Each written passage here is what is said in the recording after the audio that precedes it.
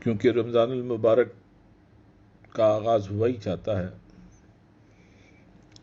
باقی 11 مہینوں کے مقابل اس بار میں یعنی رمضان المبارک کے مہینے میں ایک واضح فرق یہی ہوتا ہے کہ عام طور پر کھانے پینے میں جو بد احتیاطی انسان اختیار کرتا ہے رمضان کے مہینے میں ایسا نہیں کرتا۔ یہ واضح ایک فرق ہے۔ حالانکہ کھانے پینے سے اللہ نے نہیں روکا، مگر کسی حد سے بے حد ہونے سے منع فرمایا کلوا واشربوا ولا تسرفوا انہ لا یحب المسرفین، کھاؤ پیو مگر حد سے نہ گزرو، کیونکہ اللہ حد سے گزرنے والوں سے محبت نہیں کرتا۔ تو روزے کے عالم میں کیا ہوتا ہے؟ حدود کا تعین ہو جاتا ہے، وقت سحر مکمل سحری کر لی جاتی ہے، پھر وقت افطار تک انتظار کیا جاتا ہے۔ تو جو حدود مقرر ہیں اس کا بندہ پابند ہوتا ہے۔ بظاہر اگر اس عبادت پر غور کیا جائے روزے کے متعلق تو اس سے زیادہ اور کچھ نہیں۔ ہاں دیگر عبادات میں جو اضافہ ہے، مثلا نماز تراویح ہے، یا اس مہینے میں تلاوت کا اہتمام ہوتا ہے، لوگ زکوٰۃ کثرت سے نکالتے ہیں، خیرات و صدقات بھی کرتے ہیں، لوگوں کو روزہ افطار بھی کرواتے ہیں غریبوں کی۔ یہ دیگر عبادات بھی ہیں اس مہینے میں، کیونکہ یہ مہینہ ہی عبادت کا ہے۔ مگر خاص روزے سے متعلق اگر غور کیا جائے تو ایک واضح جو ثبوت ہے وہ یہی ہے کہ جو بد اعتدالی ہے، لا اعتدالی ہے، اس سے انسان خود کو روک لیتا ہے۔ اور روزہ کیا چیز ہے؟ حضور سرور انبیاء محبوب کبریا صلی اللہ علیہ وسلم کا ارشاد ہے، اپنے نفس کو بھوکا اور پیاسا رکھ کر مجاہدہ کیا کرو، کیونکہ اس کا اجر راہ خدا میں جہاد کرنے والا سا ہے۔ ارشاد فرمایا دنیا میں بھوکے رہنے والے ہی آخرت میں سیر ہوں گے۔ فرمایا دنیا میں سب سے زیادہ شکم سیر ہونے والا آخرت میں سب سے زیادہ دیر تک بھوکا رہے گا۔ ابن ماجہ کی حدیث ہے۔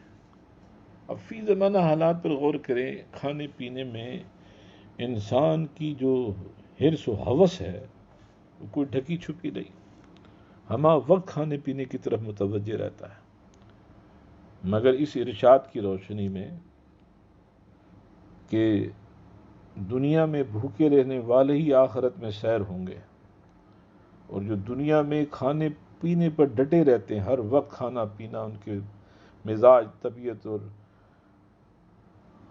عادت کا ایک حصہ ہوتا ہے، فرمایا وہ قیامت کے دن دیر تک بھوکے رہیں گے۔ اور حضرت قعب بن احبار رضی اللہ تعالیٰ عنہ سے مروی ہے، فرمایا قیامت میں منادی پکارے گا اللہ کی خاطر دنیا میں بھوکے رہنے والے پیاسے رہنے والے کھڑے ہو جائیں۔ چنانچہ وہ جنہوں نے اللہ کی خاطر بھوک پیاس گوارا کی یعنی روزے رکھے، وہ اس وقت دسترخوانوں پر جس میں اللہ کی بے شمار نعمتیں جن کا وسیع سلسلہ ہوگا، ان دسترخوانوں کی طرف چل پڑیں گے، اور وہ ان دسترخوانوں پر بیٹھ کر ان نعمتوں کو تناول فرمائیں گے اور سیراب ہوں گے۔ باقی مخلوق حساب دینے والوں میں کھڑی ہوگی۔ اللہ غنی، کیا عالم ہوگا اس وقت۔ ان روزے داروں کی عظمت کا اظہار اس دن بھی اللہ تعالیٰ فرمائے گا۔ تو روزے کی بڑی عظمت ہے۔ البتہ حضرت ابو ہریرہ رضی اللہ تعالیٰ عنہ سے مروی ہے کہ حضور صلی اللہ علیہ وسلم کی میں خدمت میں حاضر ہوا تو میں نے دیکھا حضور بیٹھ کر نماز پڑھ رہے ہیں۔ میں نے سبب پوچھا تو فرمایا بھوک کے باعث۔ میں رو دیا۔ فرمایا اے ابو ہریرہ کیوں روتے ہو؟ نہیں رو، کیونکہ بھوکے رہنے والے کو قیامت کے دن سختی نہیں پہنچے گی بشرطے کہ وہ ثواب کی آرزو میں یعنی اس نیت سے وہ روزہ رکھتا ہے۔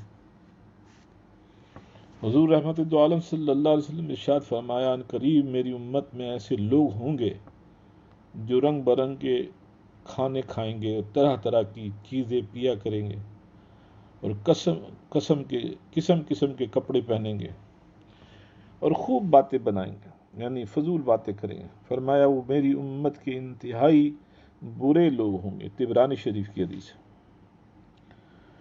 اور حضرت سلیمان دارانی رحمۃ اللہ تعالی علیہ سے مروی ہے، فرماتے ہیں بھوک بھی اللہ کے خزانوں میں سے ایک خزانہ ہے، اللہ کو جس سے محبت ہوتی ہے اسی کو عطا فرماتا ہے۔ آپ فرماتے دنیا کی کنجی شکم سحری اور آخرت کی کنجی بھوک ہے۔ آپ فرماتے ہیں رات کے کھانے سے ایک لقمہ ترک کر دینا رات کے قیام سے زیادہ محبوب ہے۔ عبد الواحد بن زید رضی اللہ تعالیٰ عنہ فرماتے ہیں خدا کی قسم بھوک ہی کی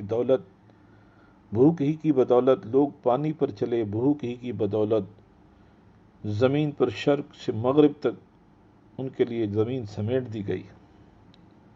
حضرت بایزید بستامی رحمۃ اللہ علیہ سے کسی نے پوچھا کہ آپ کو یہ مرتبہ کیسے ملا؟ تو فرمایا بھوک اور ننگے بدن رہنے کی وجہ سے۔ اللہ کنی یہ بھوکا رہنا یعنی روزے کے عالم، اللہ کی خاطر روزہ رکھنا اور بھوک اختیار کرنا ویسے بھی اللہ کو بہت عزیز ہے، اور اس کے فائدے کس قدر ہیں۔ حضرت امام غزالی رحمۃ اللہ تعالی علیہ فرماتے ہیں کہ میں تمہیں ایک طریقہ بتاتا ہوں جس کے بعد تمہیں کسی طبیب کی ضرورت پیش نہیں آئے گی، یعنی اپنے علاج کی ضرورت نہیں پیش آئے گی کہ کسی طبیب کے پاس جا کر دوائی دارو لینا پڑے اور اس سے علاج کرانا پڑے۔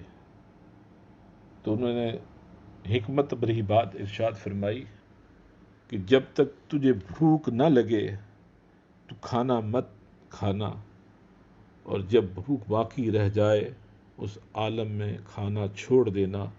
اگر تیری یہ عادت تجھے حاصل ہو گئی تو تو کبھی بیمار نہیں ہوگا اور کسی طبیب کی تجھے حاجت پیش نہیں آئے گی۔